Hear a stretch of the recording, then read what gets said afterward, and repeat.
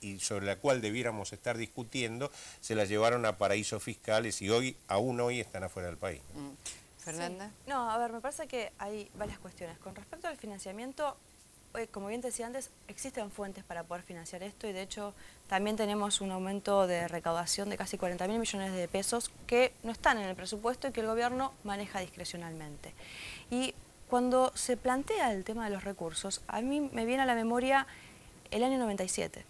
¿Por qué digo esto? Porque allí Elisa Carrió y Elisa Carca presentaron un proyecto de la Asignación Universal para la Niñez, y donde se especificaba punto por punto la forma de financiamiento, que no era a través de la plata de los jubilados, era con una reforma tributaria, donde la renta financiera empezara a pagar ganancias, donde tendríamos una reforma de todo el sistema de los programas, y siempre se dijo durante años que no había plata.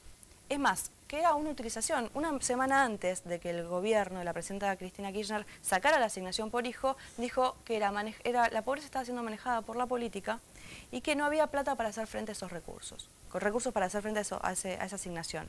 Una semana después tenemos un decreto, la plata apareció y obviamente la asignación hoy es un hecho, no es universal, es algo que tenemos que seguir avanzando, pero es un hecho.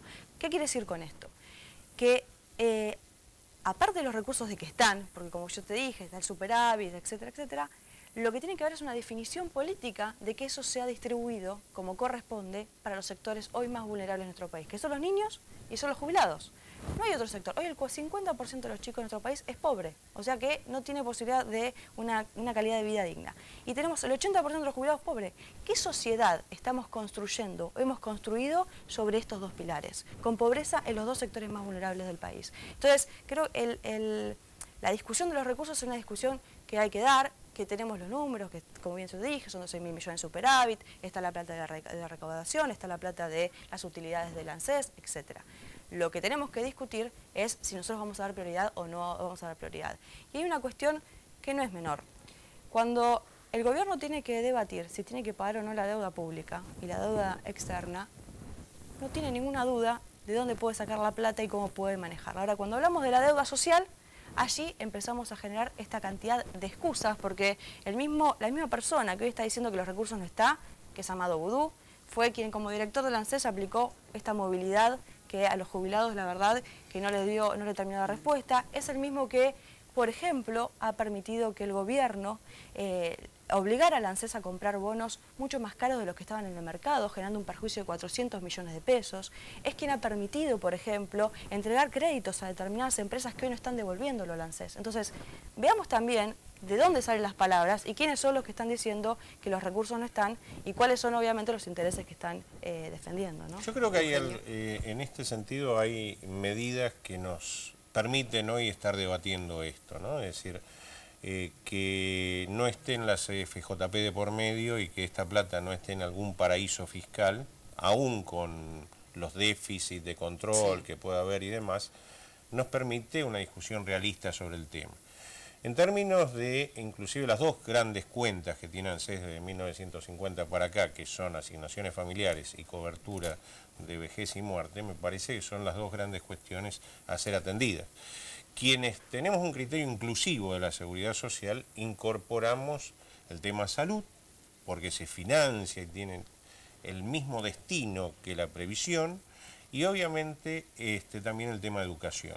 Creo que acá hay tres pilares a los cuales tenemos que atender y que conforman la seguridad social y que implican esto de una sociedad con un mercado expandido a partir de generar sujetos de consumo, una sociedad de mercado integrada, o lo que ha pasado con el viejo durante todo el largo periodo neoliberal, cuya larga sombra se proyecta hoy, porque esto es consecuencia de lo que se ha hecho. Aquellas lluvias no trajeron estos barros, ¿no? Es decir, Cavallo sigue presente, es decir, sus leyes siguen presentes.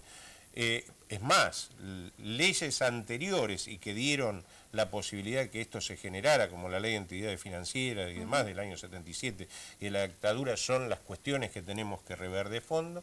Y tenemos que ver cómo desterrando esto, vamos hacia otro esquema que contemple que el adulto mayor no sea un objeto a ser consumido, como ha ocurrido durante ese largo periodo, donde no integrándolo al consumo, a la recreación, a la salud, se lo usó como vector de la enfermedad, negocio de las multinacionales del medicamento, de las prepagas, etcétera, etcétera.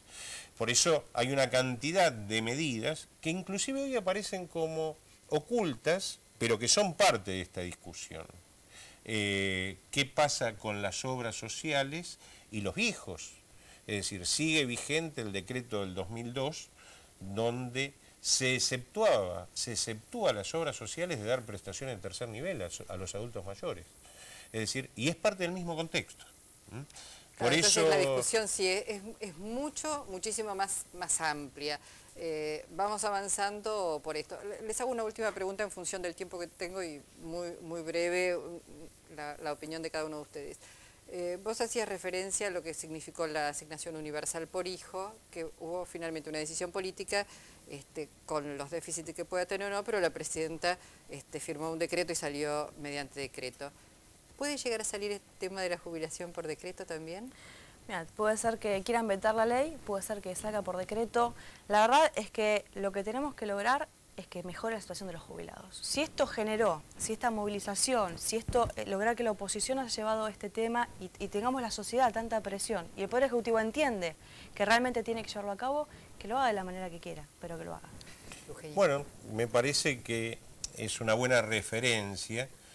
Y bueno, quien ve esto desde afuera del sistema político y lo ve desde el lado de los viejos, desde la vida cotidiana con los viejos, me parece que es un muy buen momento para acuerdos, para consenso sobre estos temas. Después que existan las grandes diferencias en lo político, en lo ideológico, pero que consensuemos sobre la vida de los más vulnerables de la sociedad. Y para esto hay que ser permeable a incorporar ideas nuevas. Gracias a los dos por haber venido. Con ustedes nos vemos en una semana. Gracias también.